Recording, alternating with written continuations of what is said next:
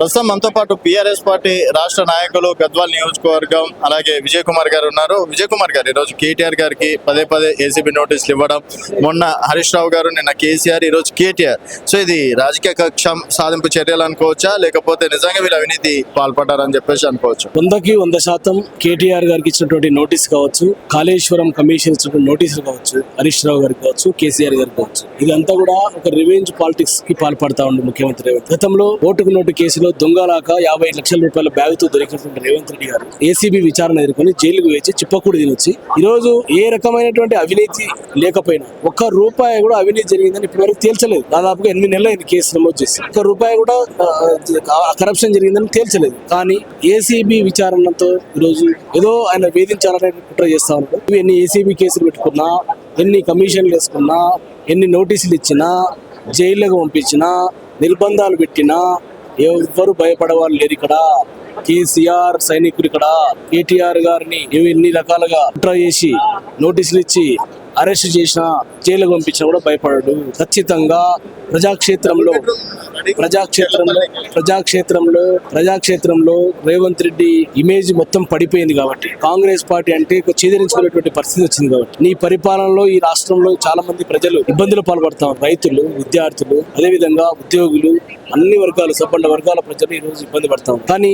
కానీ నీవు ఎన్ని చేసినా, ఏ రకంగా చేసినా, నీ యొక్క ప్రజా వ్యతిరేక విధానాలను, నువ్వు చేసినటువంటి మోసాలను, నువ్వు ఇచ్చినటువంటి కల్లిబొల్లి హామీలను, 420లని, 6 గ్యారెంటీలని, ఇవన్నిటిని కూడా అమలు చేయమని ప్రజల పక్షాన ఉండిపోయి బీఆర్ఎస్ పార్టీ పోరాటం చేస్తుంది. నువ్వు ఎన్ని డైవర్షన్ పాలిటిక్స్ చేసినా ఇక్కడ ఎవడు భయపడేవాడు లేడు. నువ్వు మా కేటీఆర్ గారు చెప్పారు, ఒక్క రూపాయి కూడా, ఒక్క పైసా కూడా దాంట్లో కరప్షన్ జరగలేదు.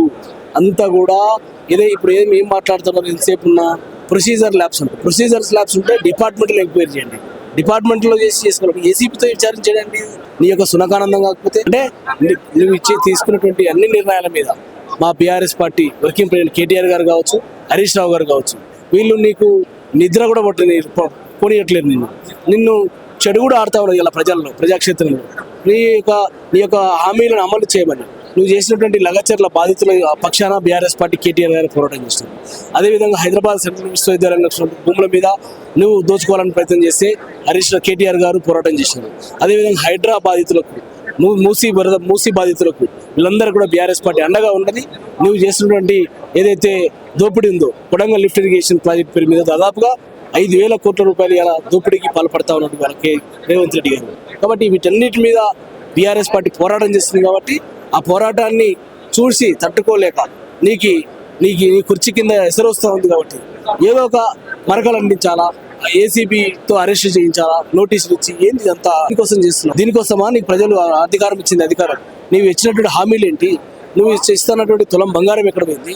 నువ్వు ఇస్తున్న 2,500 రూపాయలు మహాలక్ష్మి ఎక్కడ పోయింది? 4,000 రూపాయల పెన్షన్ వేస్తాను ఏమైంది?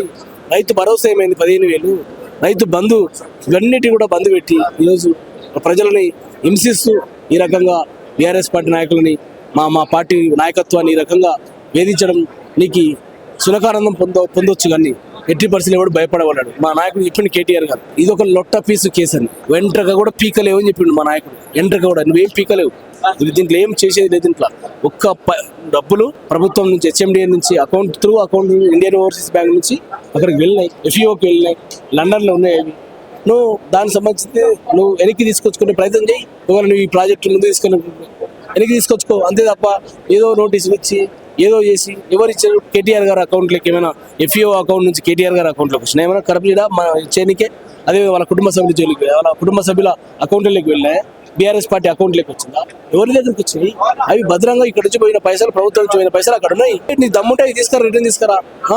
ఆ కంపెనీ కో ఫౌండర్ అయినటువంటి లోంబోర్గ్ ఆయన డిసెంబర్ 13, 2023 కలిసి నీకు ఆయన పెద్ద ఎత్తున నువ్వు డబ్బులు అడిగితే నువ్వు ఆయన ఇవ్వలేదు కాబట్టి ఈ రకంగా తీసుకొస్తావా?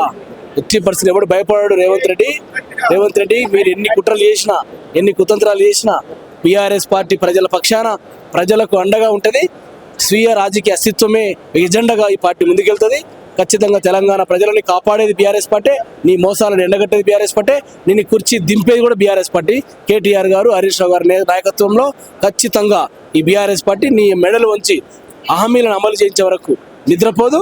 ఒకవేళ నువ్వు హామీలు అమలు చేయకపోతే ప్రజల పక్షాన ప్రజల తరపున పోరాటం చేస్తాం, నిన్ను గద్దెలు దింపుతామని చెప్పేసి ఈ సందర్భంగా రేవంత్ రెడ్డి గారికి హెచ్చరిక చేస్తాం.